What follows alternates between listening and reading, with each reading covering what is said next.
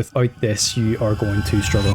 I've been training for a marathon for the past 10 weeks and I've learned some things the hard way so that you don't have to.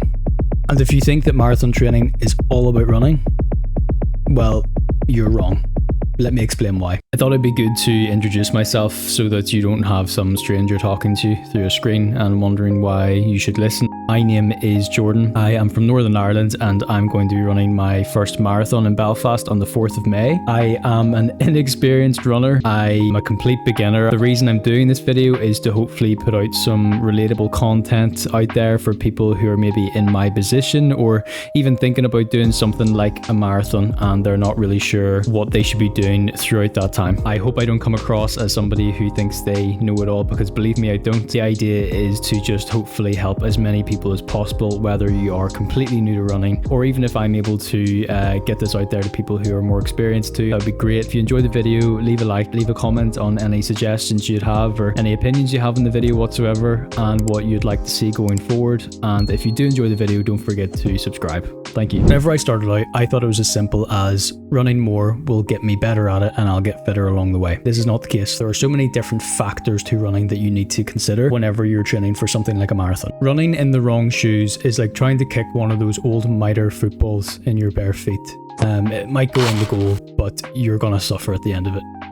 And I'm just saying, your knees will not forgive you for running in the wrong shoes. What I would recommend is going to your local running shop. If you're from Belfast, Pure Running is a great place to go to.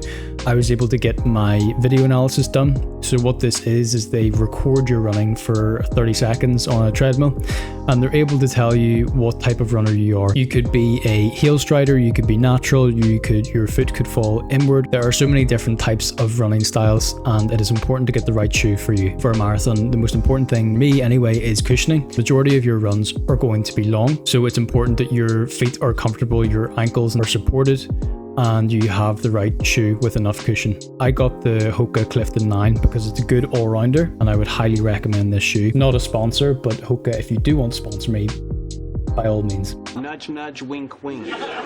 Whenever you're on a long run, your feet will get sore and you probably will get blisters, so investing in the right pair of socks is also very important. Okay, stretching.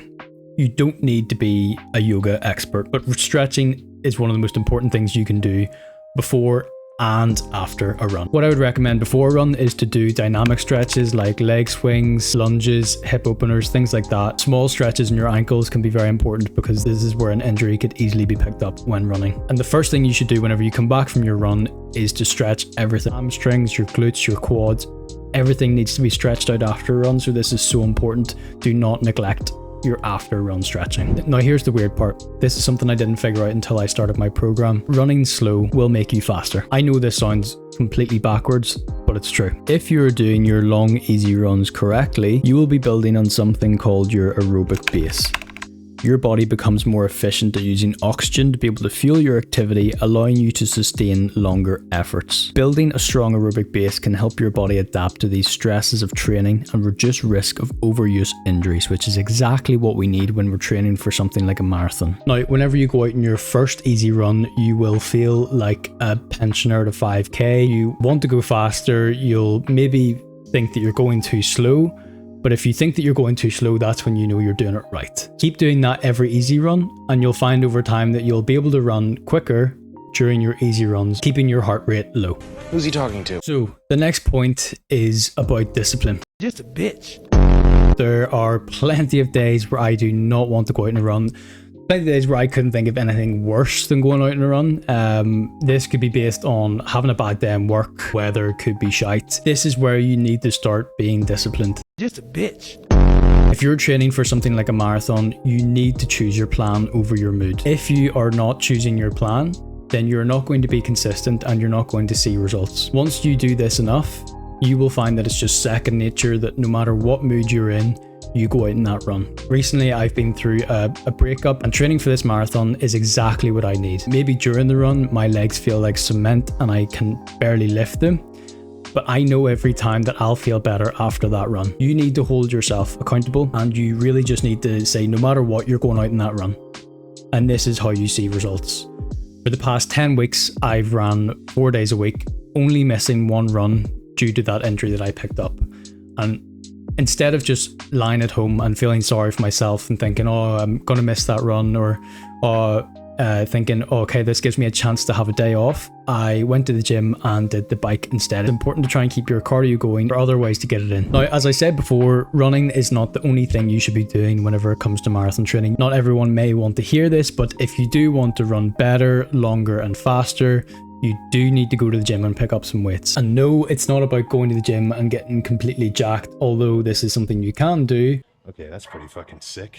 It's really just about strengthening your legs and building a good environment for your body to be able to go and run. I find personally that building the muscle in my legs by going to the gym and lifting weights has helped me a lot along the way whenever it comes to recovery and injury prevention. Not everyone may feel this way, so what about you? Do you lift weights, or are you all about just putting the miles in? Let me know in the comments below. Training for something like a marathon isn't all about what you do in the gym or on your runs, it's about what you do in between this time. Without the right fuel, you're unable to put the right amount of effort into the activity that you're doing. There have been plenty of times where I have left work without eating enough food and tried to go to the gym or tried to go for a run, and I just haven't felt myself. The majority of the time this is down to lack of nutrition. You need to make sure that you're eating enough food, especially carbs, prior to going on a run or going to the gym, to be able to give you the energy to put in the best amount of effort. Whenever it comes to after lifting weights or after a run, it is important to get the right amount of protein into. This is what allows your muscles to build and to recover. It is vital to be getting the right amount of sleep. This is basically a free performance enhancer. It allows you to wake up the next day feeling well rested and to have the right amount of energy to progress with your training. So if you yourself are thinking of training for a marathon, or you are maybe where I am, I've only got 6 weeks to go. Train smart, lift weights,